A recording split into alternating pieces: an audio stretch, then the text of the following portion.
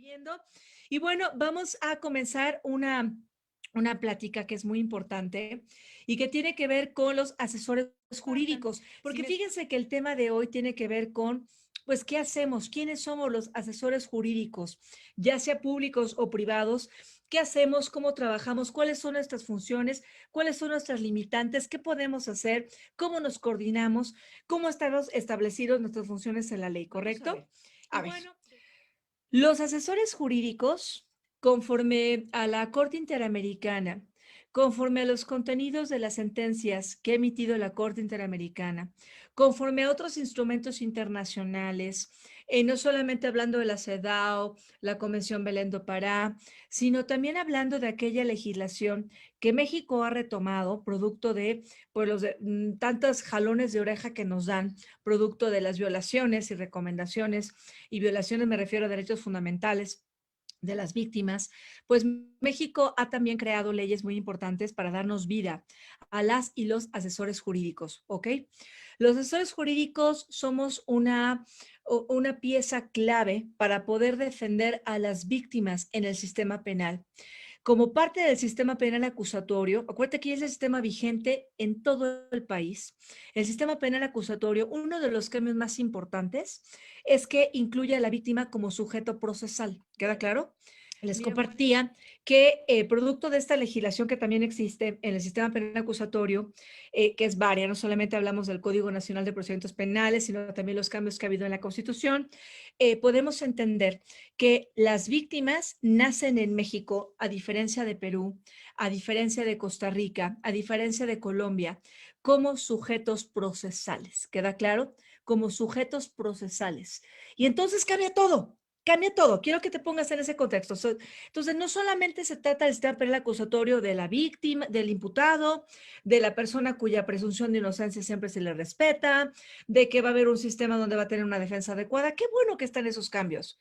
Qué bueno, ¿no? Es un sistema más humano para las personas que están siendo investigadas, pero las víctimas también tienen voz. Las víctimas en México son sujetos procesales reconocidos en instrumentos internacionales y por ende también en los instrumentos jurídicos mexicanos. Y entonces vamos a anotar un artículo primero que es el artículo 105. Todos tomen nota, el artículo 105 del Código Nacional de Procedimientos Penales. Ahí está quiénes son sujetos procesales. Y uno de los sujetos procesales es la víctima. Entonces, por ende, nacemos nosotros, las y los asesores jurídicos. ¿Por qué nacen? Primero te pongo el contexto y avanzamos en la presentación, ¿ok?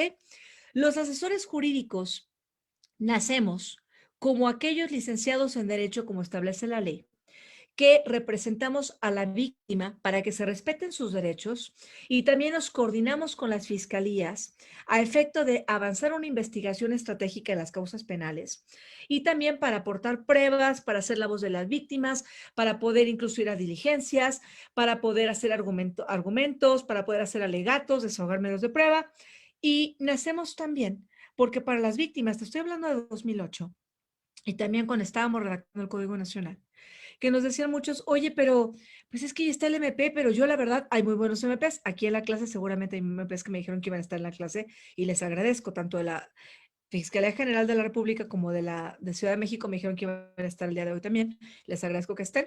Si hay otros estados fiscales, pues pónganmelo por favor, será un honor poder saber que ustedes vienen de una fiscalía también. Pero muchos decían como víctimas, oye, Cristal, pero ¿cómo vamos a confiar en esta figura que del constituyente, o sea, el constituyente ya para la creación de la constitución vigente que tenemos a nivel federal, 1917, y desde el constituyente 1916, ¿cómo poder controvertir esta facultad que tiene el Ministerio Público en el artículo 21 de la Constitución para poder investigar?